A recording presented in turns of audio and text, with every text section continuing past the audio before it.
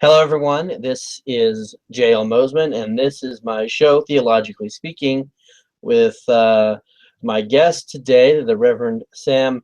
And you're going to make sure I get this right, Sam. Schuldheisz, is that how I would say it? Or Nailed it. Yep. okay, good. I always want to make sure to get those good German names. Of course, I'm German, so it would be an affront to me if I wasn't able to get that right. Um, but we got, I just call him Pastor Samwise just because, for one, I know he happens to be a huge fan and of Tolkien's work, as well as Lewis. And we'll explain a little bit about his blog and its connection to that here in a second.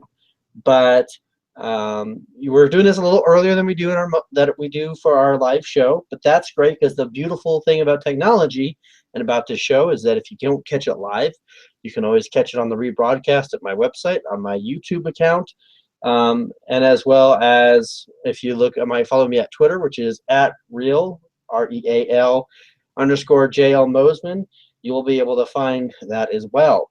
So since we started talking about doing this show about doing Theologically Speaking, and I've been wanting to bring in pastors and former pastors, and we're talking to people who know their stuff, doctrinally speaking, theologically speaking. I wanted to be able to bring in someone that also has, I know, a dear heart for the literature aspect that we find, great Christian literature, and the people who are probably the real giants when it comes to that, which would be Tolkien, J.R.R. Tolkien, and C.S. Lewis. Um, and the differences between myth and fantasy, I've established that in my podcast, and I would invite anyone who's not listened to my podcast, you can go to my website, hit the podcast tab, and you'll see my previous podcasts on myth.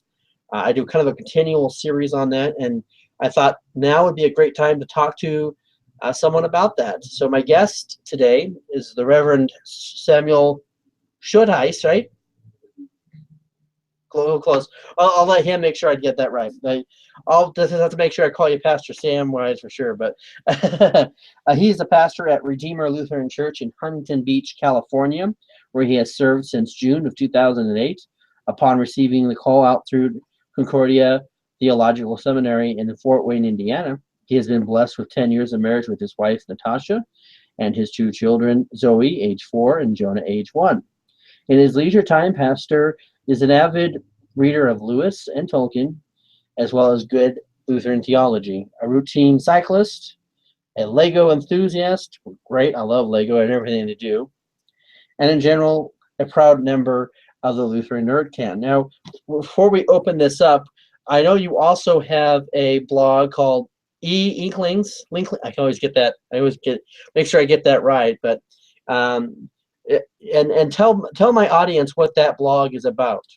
Yeah, sure. Yeah, Inklings. It was when I was thinking about this was way back when I started working as the pastor here, or at that time I was the associate. And I thought, it'd be nice just to put the sermons online for folks that want to read them again or listen to them again, the next day or during the week, or for family members. Sometimes they ask, and I would just send them the link, say, here you go. But I also wanted to do other writing. I'd always enjoyed writing and reading, especially literature, and just different kinds of things. It was a way for me to provide a good mental escape from some of the academic reading and things that I had to do at seminary. Not that I wanted to get rid of it, nor was I bored or tired of it. I just needed something to engage the mind in a different way or a different side of the brain for a little while. So literature was kind of the way, and the Inklings with the I group was one of the ones that I naturally gravitated towards, with Lewis and Tolkien and all these other great writers, and they met together in a bar and they would drink and smoke and talk about literature and good things. And so I thought, well, I'd like to kind of recreate that a little bit online if I can. So Inklings with an E and a dash, and then the NKLINGS is the blog, and there's sermons on there, and there's different movie reviews, articles, musings, things that are, I hope, of interest to others. They're definitely of an interest to me, and so if nothing else, I've entertained and amused myself. And if somebody else has benefited, then that's awesome too. So you have been interviewed before about your knowledge on Tolkien and Lewis, and especially how the literature that they put out there, their great works of fiction, The Lord of the Rings and the Chronicles of Narnia, have had a huge Christian undertone to it. Obviously, both of these men were Christian. Tolkien was raised Catholic, but Lewis eventually converted into being a Protestant. Um, and of course, Tolkien, we know, had a huge impact on Tolkien had a huge impact on Lewis in that step. And one of the things that's been documented that helped him was to understand myth. These two would debate myth and the difference between myth and fantasy, and the difference about reality and about truth. What, in your opinion, from what you've been reading on these two men, uh, why do you think there was something about myth and the understanding of what myth, especially as Tolkien puts it, that impacted Lewis and maybe could impact other people who are in the same predicament that Lewis was, which was kind of an atheist entertaining the idea of God? Yeah, that's a great question. A couple of parts that I think are important there. One of them is both Lewis and Tolkien shared a love and a background of literature in general. You know, they had their different, I guess you would say, different genres or different avenues that those took. I mean, both were fascinated with Norse mythology. And I know recently there was Christopher Tolkien, his son, has done a bunch of republication and publication of some of the things for the first time of Tolkien's works that either weren't completed or were completed that later got annotated. And the Tale of Kullervo, some of the, I think that's how you say it, some of the Finnish, I believe, or some of the Norse mythology tales that influenced Tolkien's writing, you know, the languages, especially of the elves and of other things that popped up into the Lord of the Rings. That was really one of the reasons he came to enjoy and write the book itself. Was he wanted a world where he could make up his own language as a philologist.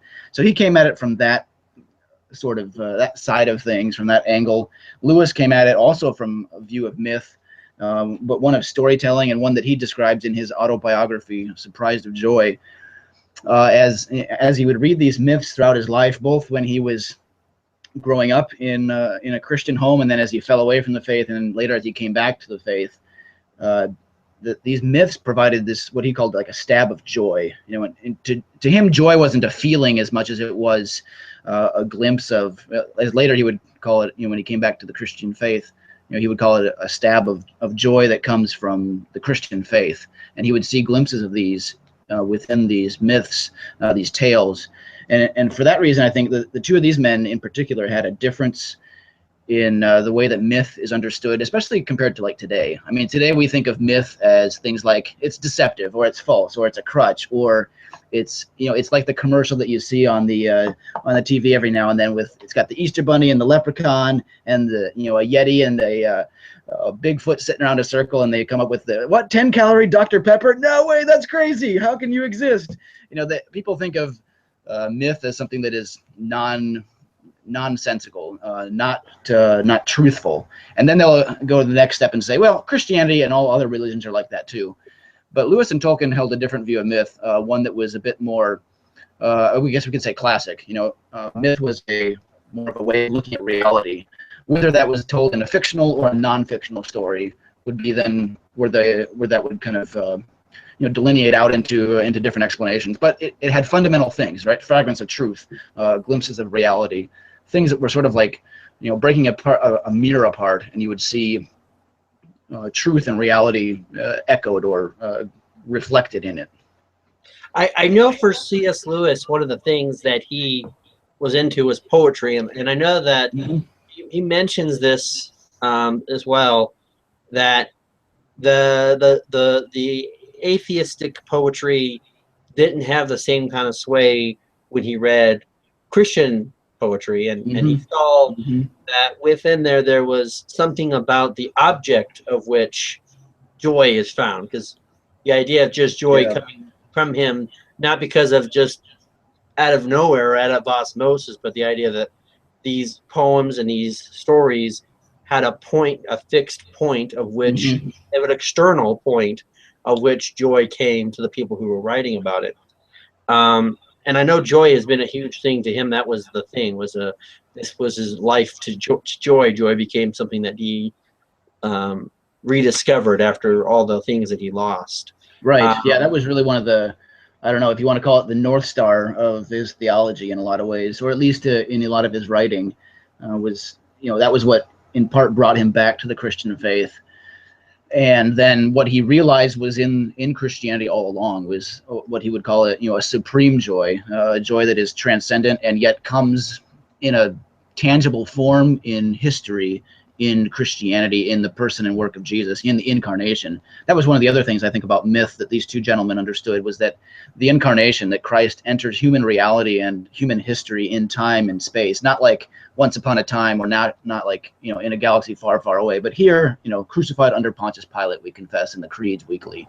Those two men understood that as sort of the backbone, the foundation of all their mythic and fantasy writing.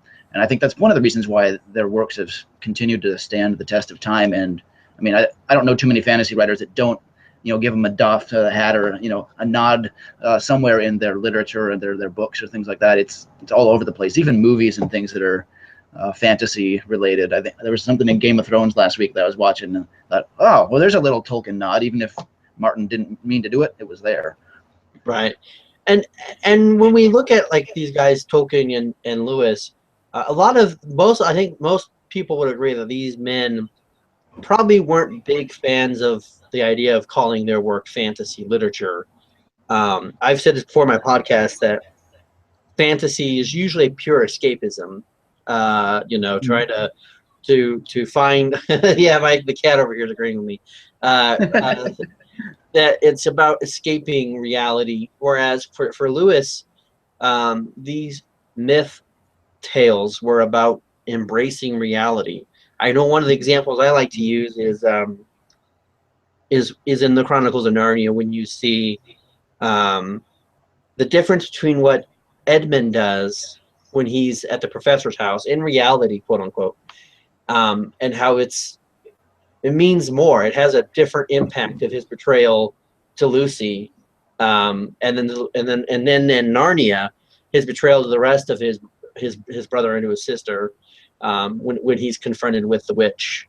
What would your thought on that be about kind of making it more? It's a more urgent thing in their work. Definitely. Yeah, definitely. I think Lewis, or not Lewis, Tolkien has a few good things to say about escape. Maybe we can circle back to that when we get a chance to, when it seems good.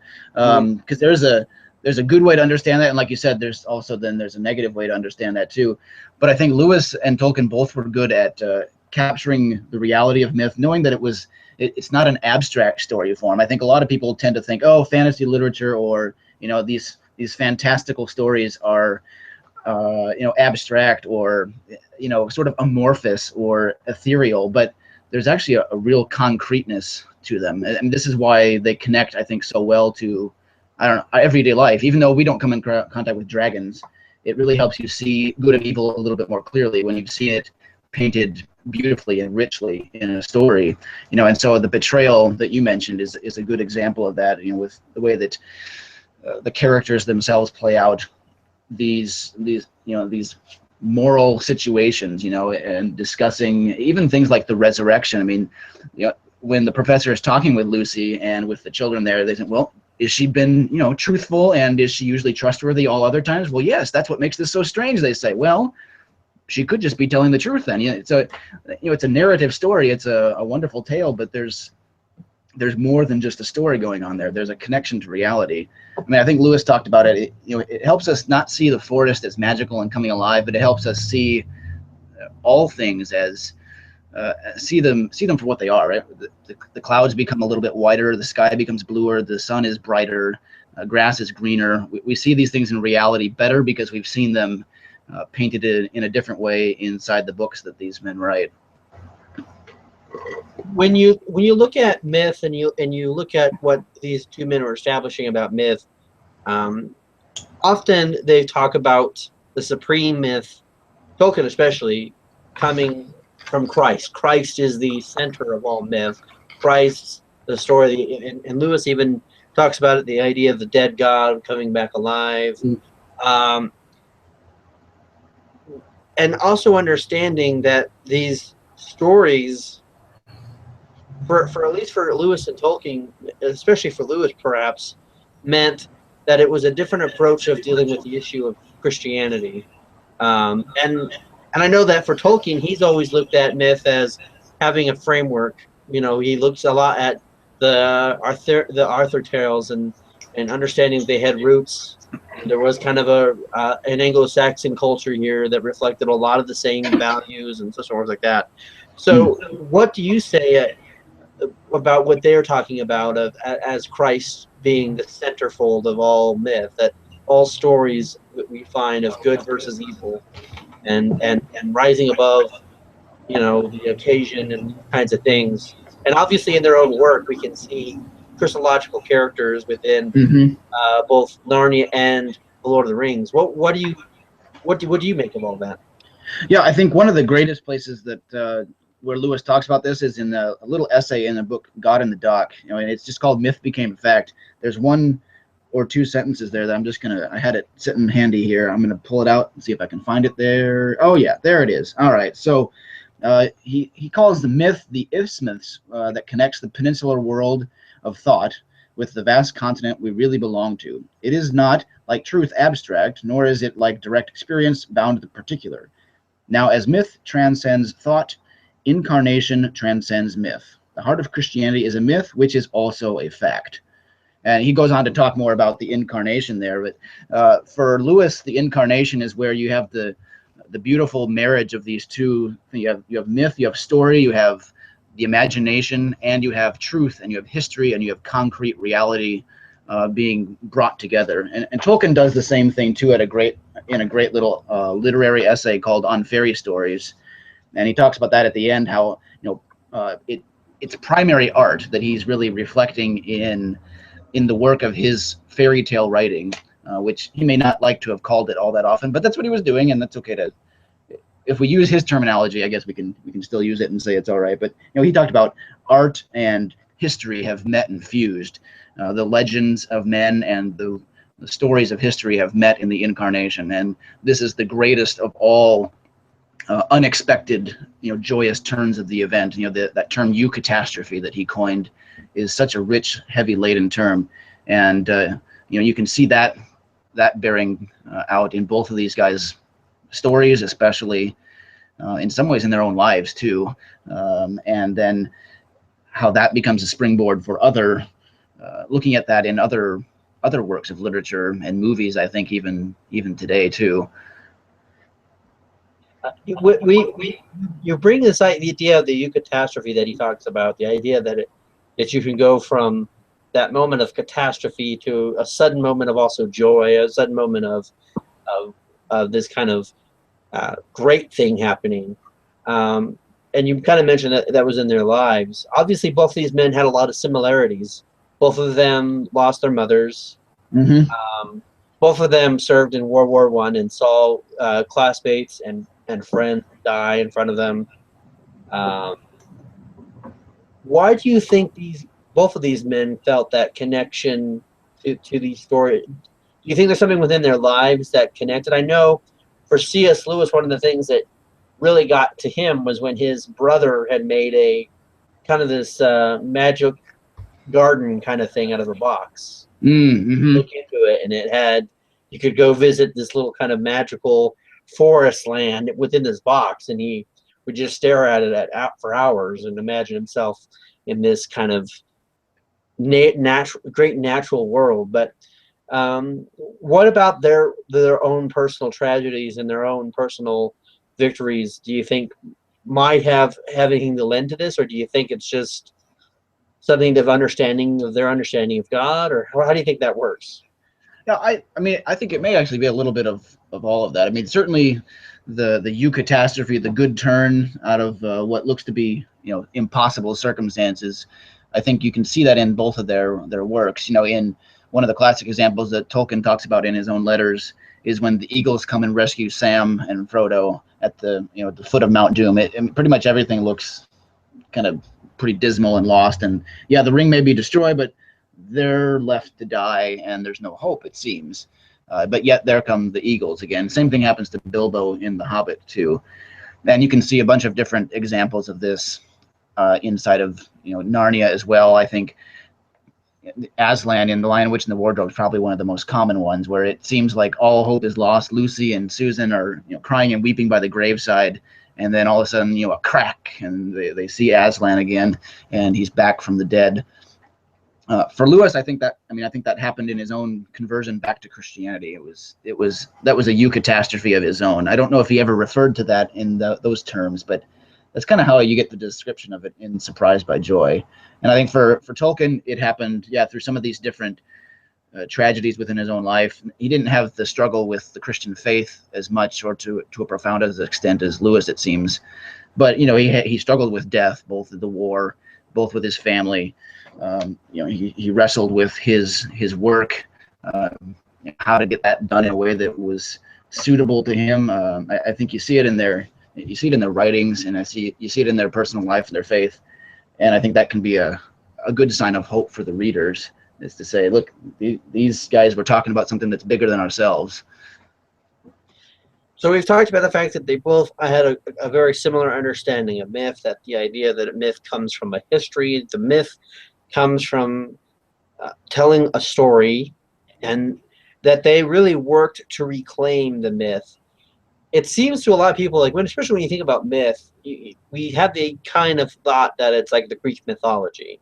Mm-hmm. And some of the differences you see between the Greek mythology and the Christian mythology, one of the things I always commonly notice is that the humans have to almost always go to the gods. They always go to Olympus, whereas in Christ's story, it is the divine being incarnate. And I know that's why they always hammered on the incarnate God. Mm-hmm. What would you think on that? I think that's a great observation, because Christianity is different from while it's similar in its mythic, sort of epic historical proportions, and even greater because it actually happened. This is one of the big differences then. There's all these tales of the dying gods that come back again, sort of as a creaturely thing, or a seasonal thing almost too, with the weather or with the crops and that kind of thing.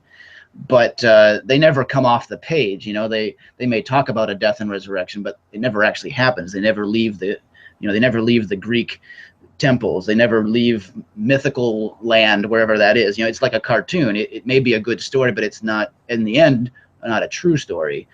There's that difference there. But the Word does become flesh, as as John chapter 1 says, and First John says that he was visible and tangible. That we saw him, we heard him, we were eating fish with him. At the end of the Gospel of John. So you have that difference, and then you have the other difference that you mentioned too, of that the nature of the coming of this God in man is a completely different quality. In all the other myths and all the other religions, for that matter, too, in the world, it's all about you ascending or climbing or reaching the goal to God.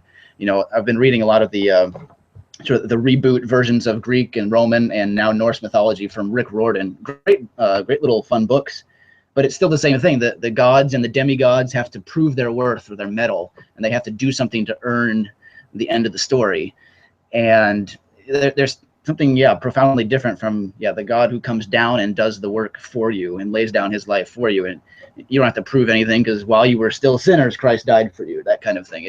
So not only do you have the factual historical nature of it, but what Christ is accomplishing, the work that he does in the incarnation is also itself, Tolkien called it the greatest eucatastrophe of all time, for that reason, because of what he does and accomplishes for us. We're going to talk about some examples of these men's works, of how the Christian images that we see within the books. But I wanted to get on one more point here on the myth. Mm-hmm. There's always just back and forth about how much either of these men's works are allegory or allegoric, right, and a difference between allegory and symbol. But I would think that most people who are scholars, or most people who are casual readers of these books, or fans of these guys, the sense though about the myth is that they're drawing for something from reality, and they understand that when it comes to myth in general, but they're understanding about that when they're crafting their myth. What would be your thoughts on that? Yeah, Lewis and Tolkien both had some, we'll just say, healthy disagreements on what allegory was. I mean, Tolkien for a while didn't, and kind of maintained he didn't like the Chronicles of Narnia. He thought they were too allegorical or too, maybe explicit is the word that I would use it for that. In terms of their painting of Christianity. Tolkien repeated a couple of times in his letters that his work was, at first kind of subconsciously Christian, religious, and then later intentionally. But he did it a little bit more on what we would maybe call like a deep myth level, a lot more implicit and subtle. Although I think there's some pretty explicit examples in it too. So he maybe was, I don't know, just trying to be clever or something there. But I think you see that on the surface of just reading the two. Aslan is definitely the Christ figure. Now, Lewis goes at great pains to say that he's not Christ. He uses this kind of it's not a sleight of hand at all. It's just a way of thinking about Narnia that's helpful.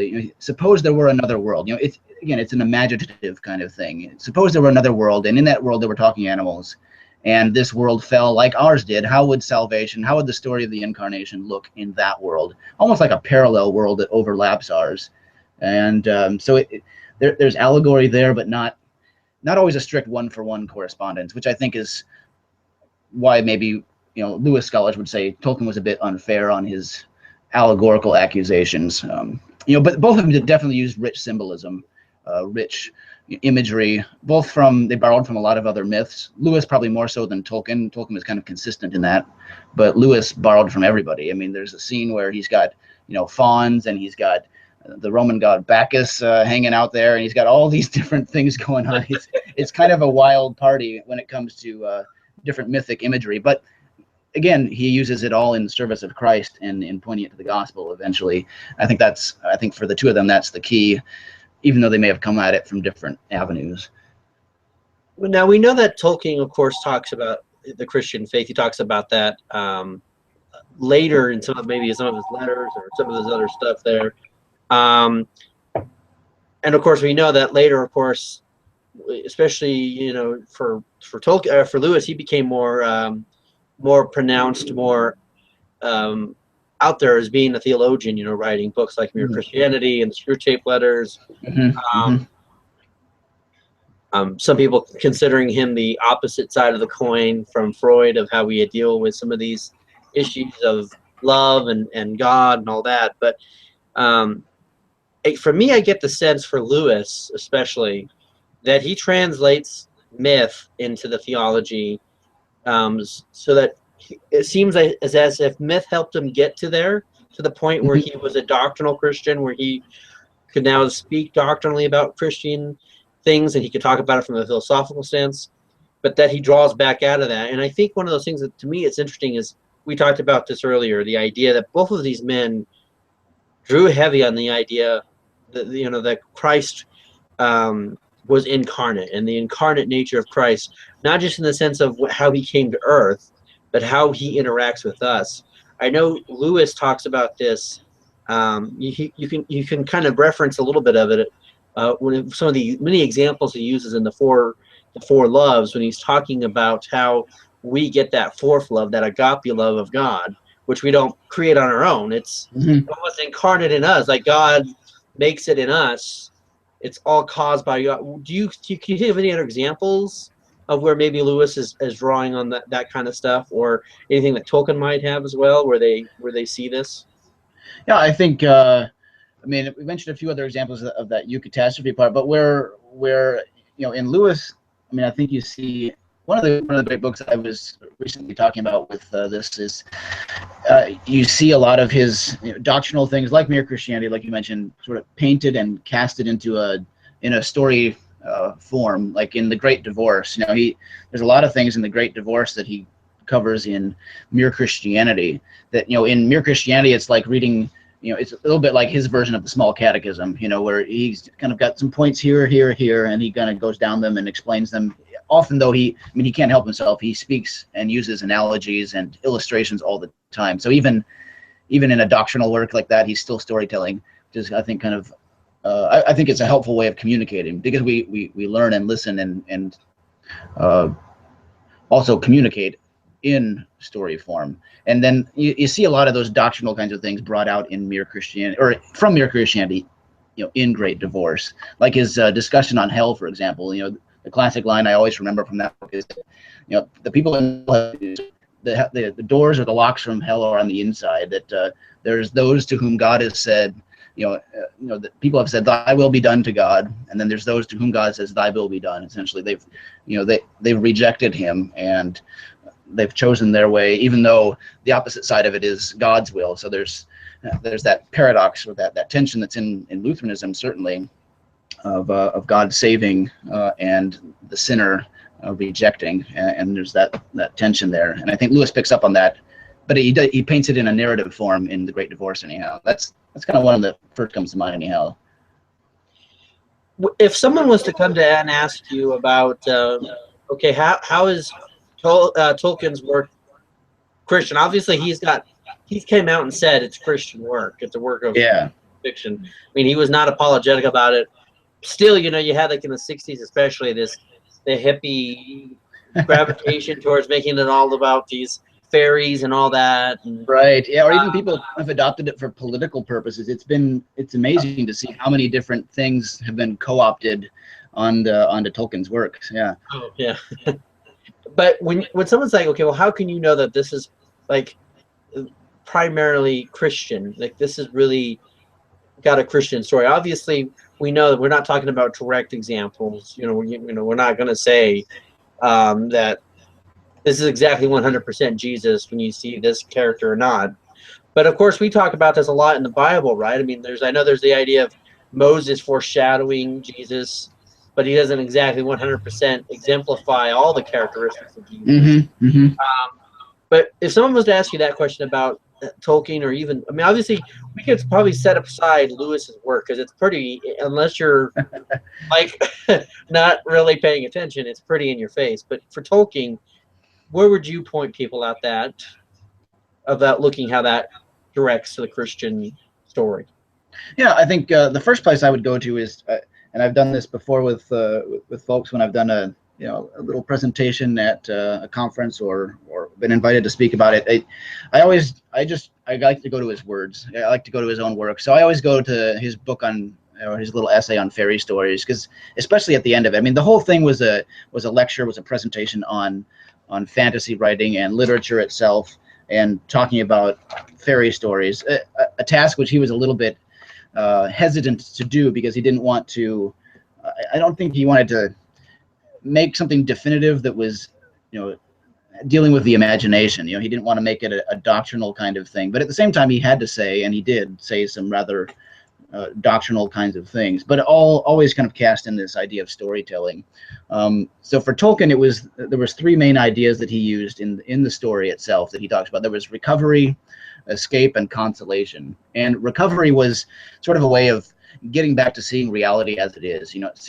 Seeing the world for how it is. You get a sense of this in The Lord of the Rings, for example, when Frodo and Samwise get out of the Shire and they see what has been going on throughout Middle Earth around them, the evil that has been growing, the shadow that's been spreading over the land, and an awareness of what the stakes are. What this quest thingy, right, as they say in the movie, that they're about to go on, what this is all about. And as the story develops, more of that is unfolded. And consolation is, of course, the consolation is the last one. Escape is where he talks about, there's obviously a bad kind of escapism, but there's a good kind of escape too, where Tolkien talks about it as, if you're stuck in a jail wrongfully, would you not want to be released from prison, or don't you cry out for that? Well, we hear the same kind of thing from Paul in Romans, right? That the creation itself groans in eager expectation of release. And I think you see some of the characters in different ways wrestling with that throughout The Lord of the Rings. And consolation, of course, is where he brings in then the idea of the eucatastrophe, of the joyous ending that really nobody saw coming. And we've already mentioned the Mount Doom example, but I think one of my other favorite ones is Gandalf appearing before Gimli and before Legolas and also Aragorn in the forest. They think he's dead, they think he's gone, and all of a sudden, white blinding light, and Gandalf the White comes back and appears to them. And in the movie, the great line is, "I've come to you now at the turn of the tide, and you get this sense of, okay, now things may get rough still, and it's not over, but at least now things are going to get better. And I think those are some good examples of that. And there's probably a few others too that I can think of.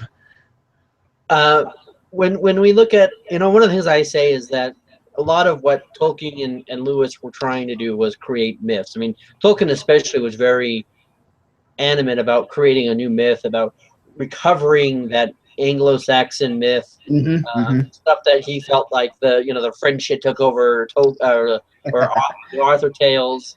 So one of the things I would say is, for people who are like you and I, which we both love what we would call the fantasy genre.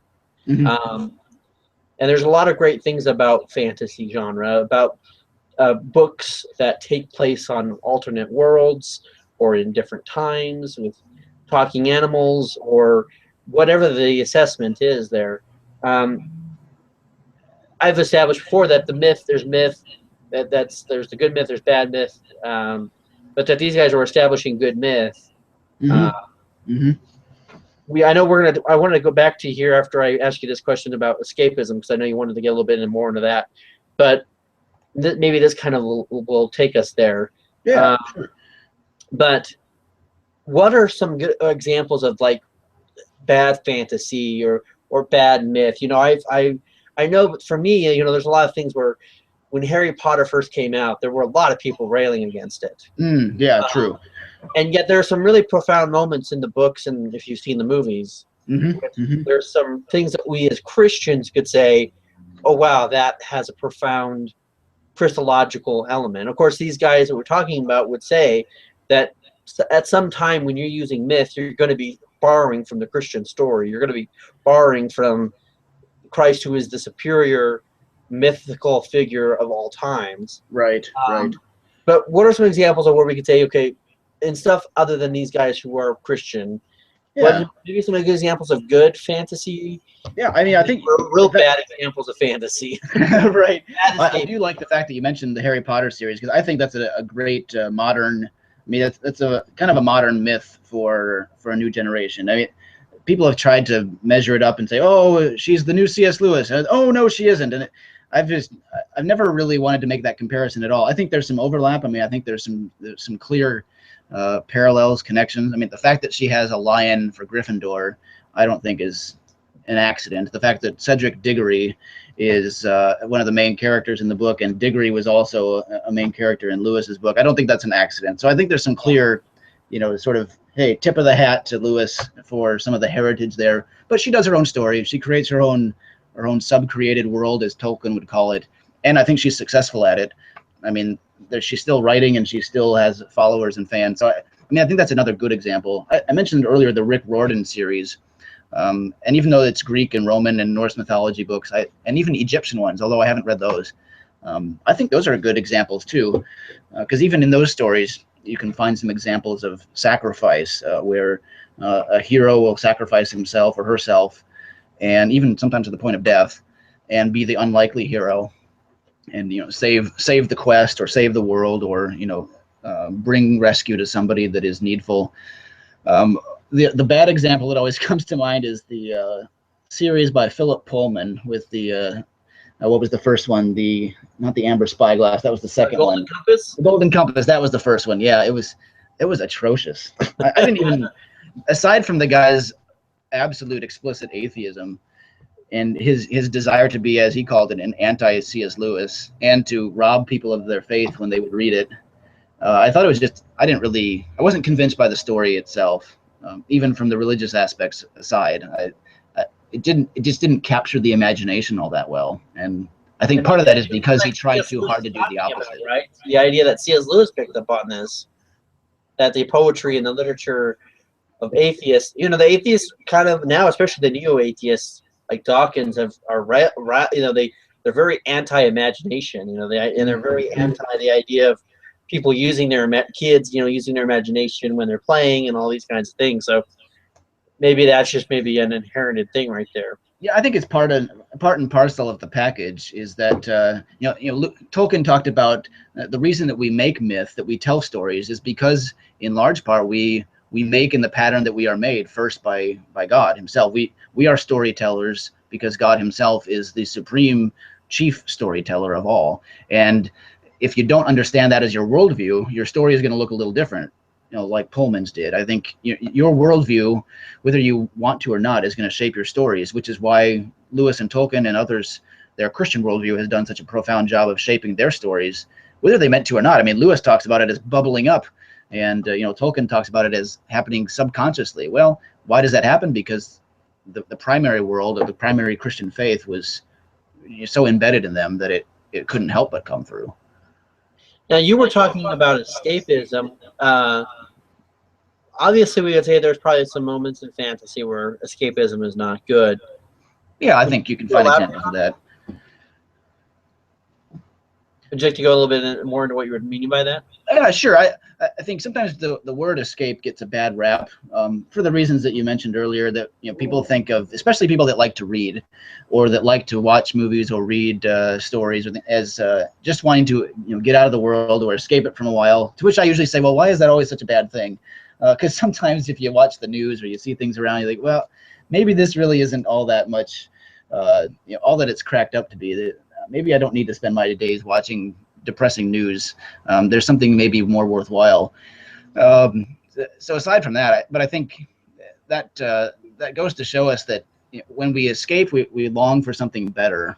And we're looking for something that is, we see the world not right. We see it broken. We see it fallen. We see it in chaos. And a good story, right, a good myth like these gentlemen have written can provide a window of a glimpse of hope.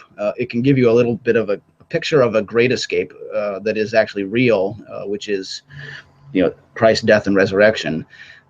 So I think it's more of a function of delivery, of rescue, than it is of retreat. That's kind of, I think, what some people tend to paint as negatively about the escape part. But Tolkien does a good job of unpacking that in that same essay on fairy stories, and mentioning that it's okay to want out of prison if you've been unjustly held there. Would you say that the issue wouldn't be so much escape as it is where you escape to? Yeah, and how you come back too. I mean, this is a book. To use another fun nerdy thing, a book is like the TARDIS time machine, right? It's bigger on the inside, so you get sucked into a book for a while, which is fantastic, and then you have been hopefully learned something. Your imagination has grown. You've received joy, entertainment, whatever else the author has to offer, and then you come back into the real world, and you don't come back unchanged. I don't think, if it's a good book and if we've read it as the author would have us, we come back a little bit different. We come back learning something. At the end of the Voyage of the Dawn Treader, Aslan says the same thing. I've sent you, or you've met me here in this world, that you may know me better in your own world. And I think if we kind of look at other books of this kind of genre the same way, we can find some healthy understanding of escape and of fantasy in a broad category too. Do you think that what Tolkien and Lewis are trying to get at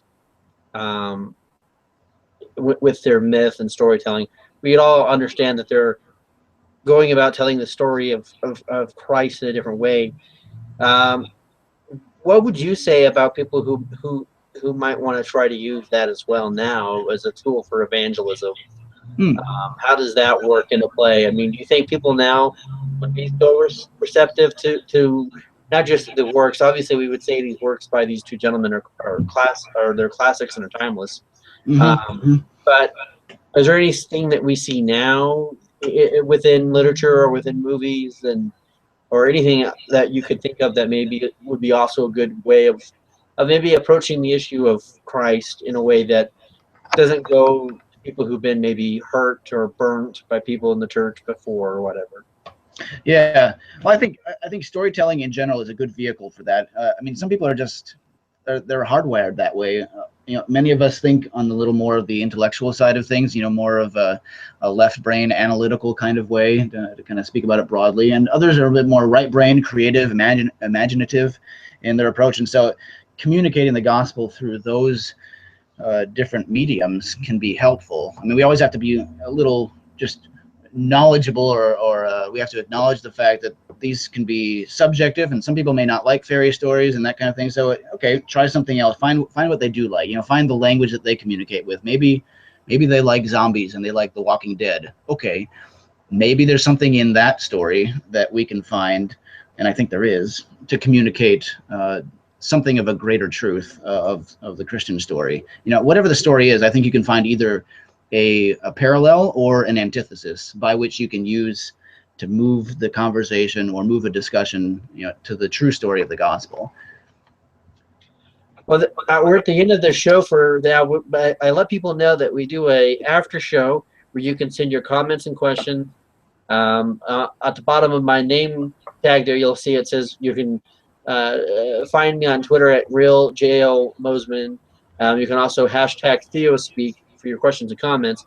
What we usually do is take a few minute break, let you get some water, attend to any business you might need to, and then come back, and then for about 20 minutes maybe catch up on some of these questions, or touch something up what we haven't touched up.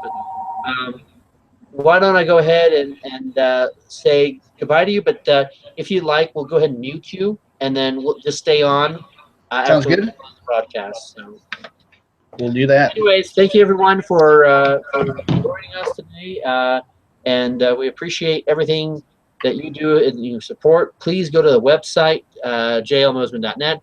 I have all my shows up there. I'm so thankful for our pastor here for being with us today. We've had some 3 great shows. The first show we did, we talked about the Old Testament with Chad Bird. The second one, we talked about Christian living, and we talked about dead men, can they love? All those kinds of good questions with Pastor Riley. And then we got this one here. So all that and more you can find on the website. We'll be right back. We'll do have to do another link, but we'll take care of all that when we get back. Please go to the Twitter account, and you can post your questions and comments for Pastor here.